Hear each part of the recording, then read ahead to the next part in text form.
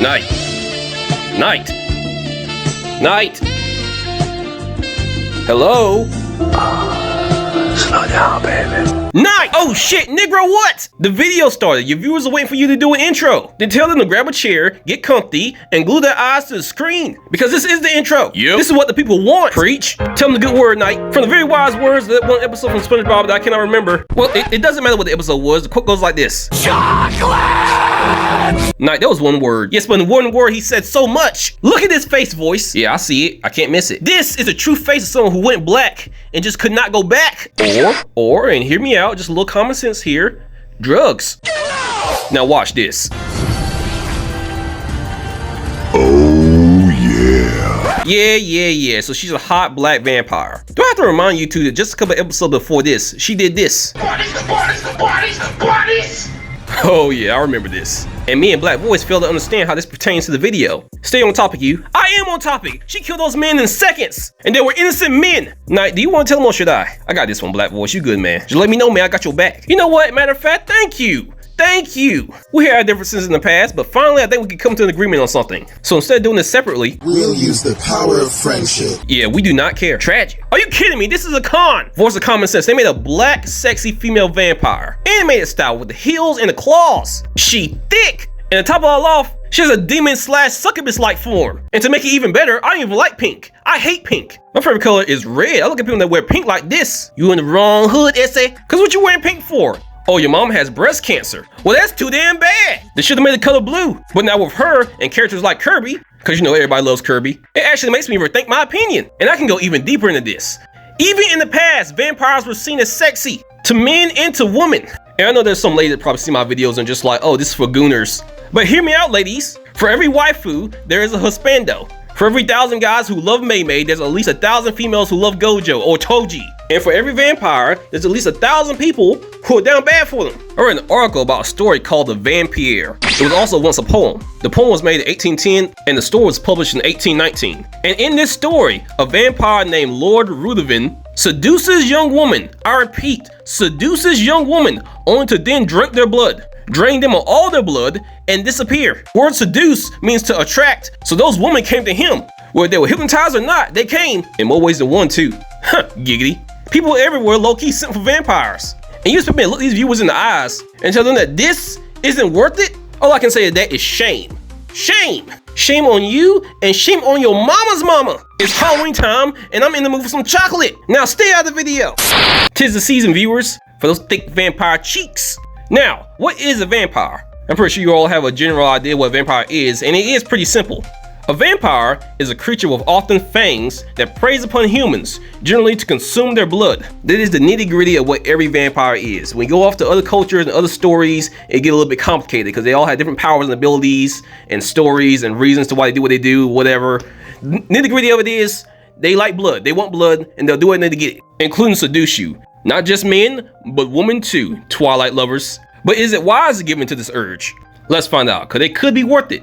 The concept of the undead vampire that we know of today was originated in Eastern Europe, particularly in Bulgaria around 1,000 years ago. From what I read, there was literally people who really did believe in vampires. And this was mostly because they weren't educated and really weren't too bright. Diseases was another reason they believed in vampires. They linked diseases like tuberculosis and rabies to being a vampire. And if you understand what these diseases do, you can understand why they thought this. It doesn't make it any less stupid though. During this time period, vampires were also portrayed as demonic and beast-like in folklore. A lot more haunting and horrific than seductive. They didn't really become seductive until around the 1800s. During this time period, they were first sexualized to scare people about the sinfulness and taboo nature of sexual behavior. And later, the sexualization became a metaphor for repressed desires.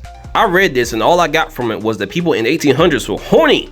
But I also understood that vampires were seen during this time period as a symbol of fear, representing the threat of sexual predation and a violation of the virtue. I also have to mention that I read that both men and women in the Victorian era of the 1800s were kind of sexually suppressed, which could just be another reason vampires were sexualized in the first place. Because like I said before, they horny. Moving on, we all know that vampires have a lot of powers and abilities. But in general, what it comes down to as far as a con, a major con at least, is if they would drain your blood. And unfortunately, vampires need blood as much as humans need food and water. In some stories, if a vampire is completely drained of blood, they'll lose the ability to move and they will appear as a corpse until they feed on blood again. Personally speaking, I've seen many vampire movies and shows that the vampires straight up call the humans meat or cattle or livestock or pets, or even worse than all of that, in It. Striga, take this to a cell and lock it up. Throw it food once a day. 1 meal a day is crazy. I mean, you could at least throw in a champagne bottle or two. Like, god damn, I hate this woman. Unless that 1 meal is gonna be some stink ass grits, he ain't gonna be full. Yeah, so other than immediately sucking the life out of you, which would probably be more painful than pleasant, unless you're just a freak like that, another possible con is a vampire's biology. The original idea of vampires was thought to be dead and they lack blood and a beating heart. Because of this, they more than likely wouldn't be able to get it on with you. And yes, I know there are a lot of vampires in fiction that have relations with humans, but every one of those are more the modern idea of a vampire. Not much like the original version of a vampire that had no beating heart, they had no real ability to pump blood through the veins, and they were essentially, like I said before, dead. Now this con's kind of only for male vampires, mostly because logically speaking, they wouldn't be able to get it up if they have no blood in their system. But for females, I guess if there's a hole, there's a goal, but she's probably not gonna get pregnant. Which I guess if you don't want to have kids is a pretty good pro. But yeah, ladies, he's gonna be a little bit on the limp side for you guys. Tragic. I have to bring up also, while researching vampires, I learned that in some stories, not the original, but in some stories, more modern stories, they can drink animal blood. However, this is mostly only for modern type vampires. And if we're talking about shows like Vampire Diaries, the animal blood will only provide them so much nourishment. And it will decrease their strength, their speed, their healing abilities, and lower their tolerance to pain. I remember watching the Vampire Diaries, and for what I remember, the good vampire at least, I don't remember his name, I think it was Damon. Don't quote me on that though, it's been a long time and I refuse to rewatch it. It was really cringe.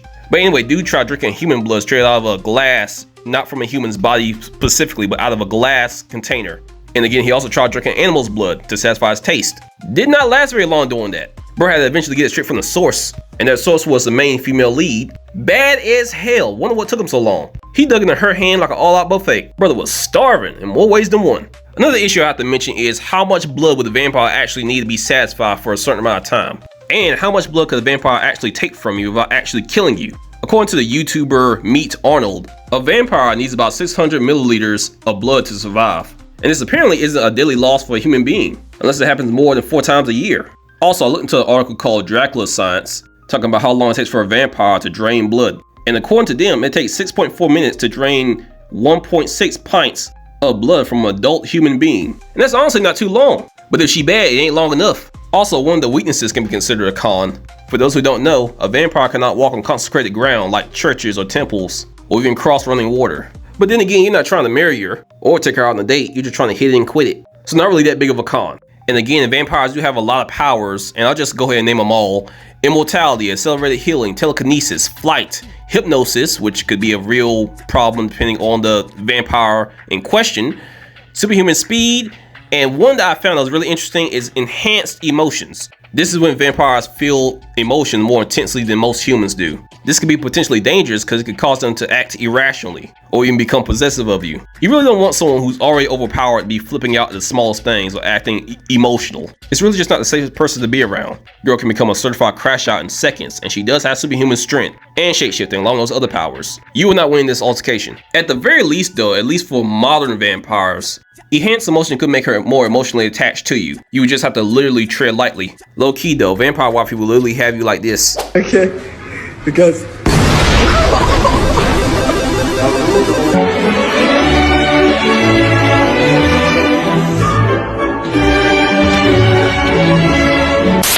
Alright, time to talk about waifus from worst to best, or in other words, just to smash or pass.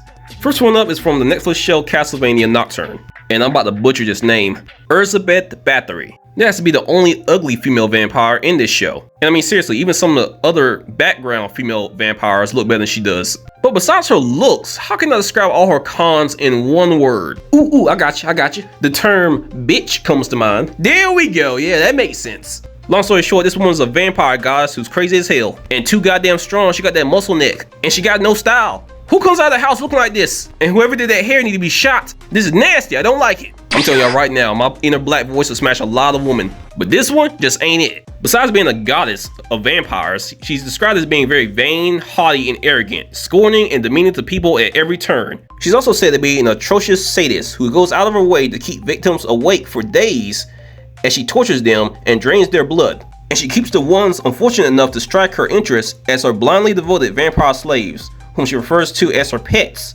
And she even displays almost erotic pleasure in breaking and degrading them. This one ain't it, man. This one just ain't it. Like seriously, this is someone you'll smash. You could do better. You could definitely do better. Have some self-respect, please. Hell, I love women, but I ain't no dog like Denji. This woman is a control freak and malignant narcissist. She's what you would call a true evil. And to be honest, I don't even care they're evil. You just can't be ugly and evil.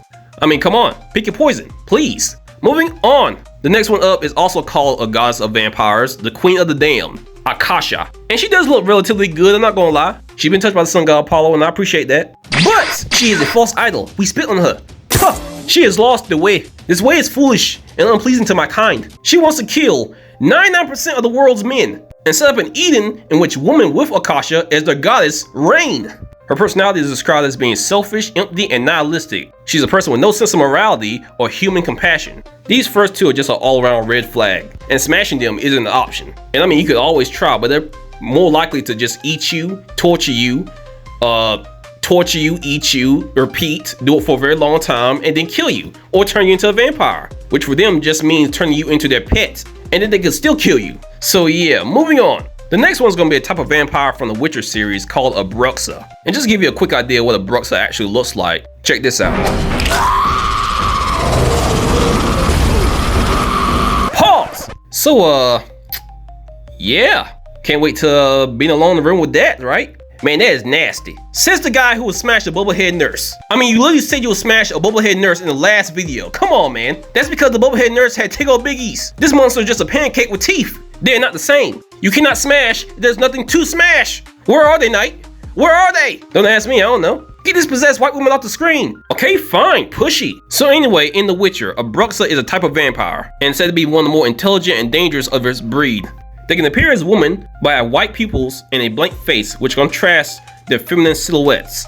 They have razor sharp claws, they're immune to sunlight, and worst of all, these suckers prefer to drain the life from small children and travelers. Not the babies. I mean, she's not the only vampire on this list that will kill small children. Yes, but the other ones are at least attractive. Well, they can't all be 10s. Moving on. Carmilla, Queen of Styria. Okay, she ain't got no ass, but she kinda cute. Nah, this one ain't it. For all you who don't know, Carmilla has an insane hatred towards men. I can fix her. She ain't never seen black man before. Well, I'm not sure what race Isaac is. Pretty sure he was a slave before he met Dracula.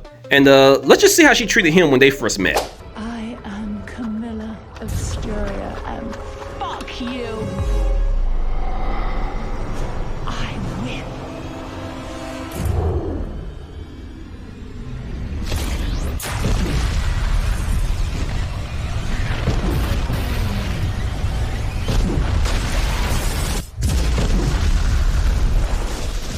Damn, and they say the worst she can say is no. Woman committed Senpaku, what the hell? Yeah, unfortunately, Camilla does not like chocolate. She is not for the brothers. Apparently, vampires don't like men who are blessed by the sun god. Tragic. Moving on. Next one up is Marana from Castlevania. She's also a part of the Council of Sisters along with Camilla and is supposed to be the oldest member.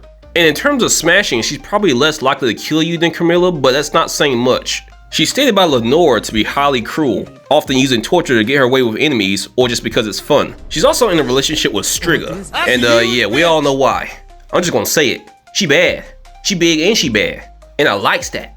Striga is the warrior of the group, but somehow she feels like she's the less likely to kill you unless she really has to. She just comes off as pretty chill and logical. There's no reason to hate this woman. She doesn't seem to have a lot of respect for humans though, and she doesn't really seem to like them, but that's not saying much because a lot of humans in this series suck. Not all of them, but a lot of them do suck. Striga or Striga, I feel like I'm butchering her name by the way, my bad. She has a sexy Russian accent and daytime armor which looks a lot like Berserker armor. Like bruh, that's badass as hell. Striga is the type of woman that could tell a guy like me to go to war, and I'd probably be like, Yes, my turn, assholes.